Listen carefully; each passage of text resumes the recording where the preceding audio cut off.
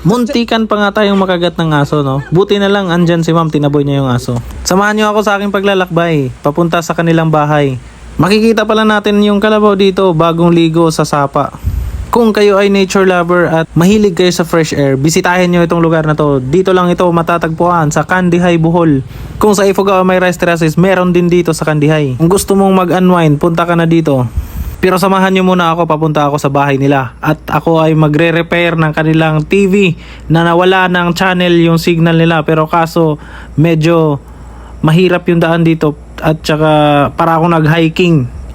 Kasi parang 1.5 kilometro yung nilakad ko. So ito pala yung place na papunta sa kanila, pero solid naman kasi maganda yung view. Kundi lang sa maganda yung view, maputik pa yung lupa. Tanungin natin si ma'am kung kilala niya ba. Layo pa ila? Paubos na ay pakaduha nga bay. Ngunit kay nga. Salamat. So yung sabi pala ni ma'am, yung bahay daw nila ay nasa baba pa. Pagtapos pagdating sa baba, kakaliwa ka na naman para mapuntahan mo yung bahay nila. So ito na yung sinasabi ni ma'am na pababa. Medyo struggle nga yung daan dito kasi kapag maputik talaga dito, sure na sure ako na yung sapatos mo ay puputikan talaga sa paglabas ng barangay road dito. Andito na tayo sa gilid ng kanilang sakahan. So nakita nyo yung punong yan. Sabi ng pinagtanungan ko kanina, kung makikita na daw yung punong yan, malapit na daw ako sa bahay nila. Tingnan mo naman yung lugar. Hindi mo to makikita sa syudad. Sadyang dito lang talaga ito matatagpuan. Apaka-relaxing, di ba? Dumating na pala ako sa bahay ng customer ko. So, tiningnan ko meron pa sila ditong mais na bagong ani. So, nandiyan na naman yung aso. So, be friends with dogs, man. Tingnan nyo naman yung view galing sa bahay nila, ma'am. Apakaganda. Lalo na siguro pag bagong tanim. Ito pala yung internet nila, ma'am. Goods naman. So far, so good. Dito pala nila dinaan yung wire nila sa gitna ng palayan. Hanggang dun sa labas ng highway sa barangay road nito. So ngayon na ibalik na natin yung channel nila, sir at ma'am. Tanungin natin. Okay na, sir? Okay na.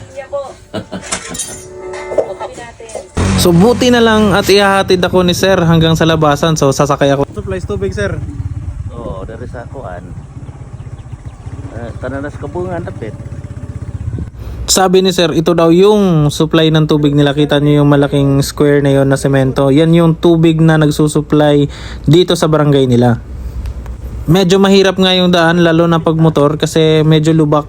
So sana nga masemento na to pagdating ng panahon kasi medyo nahihirapan yung mga residente dito sa paglalakbay lalo na pag maputik, lalo na yung mga estudyante pagpapasok sa school. Mahirap kasi mapuputikan yung sapatos nila. Walang swerte pa, baka yung uniform nila ganun din. Ay, sana makasara din 1-1. Paitatan ko ano na. Dangog. Dagog.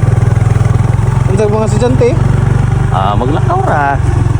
Ay, sarap. So sabi nga ni sir ay mahirap nga daw pag maulan dito kasi maputik tsaka madulas. Tsaka yung daan dito ay lubak-lubak. Ayan na nga at bumaba na nga ako ng motor kasi hindi kaya ng motor na paakyat kasi medyo madulas talaga at maputik. So pinauna ko na nga si sir sa taas para ako ay naglakad na lamang.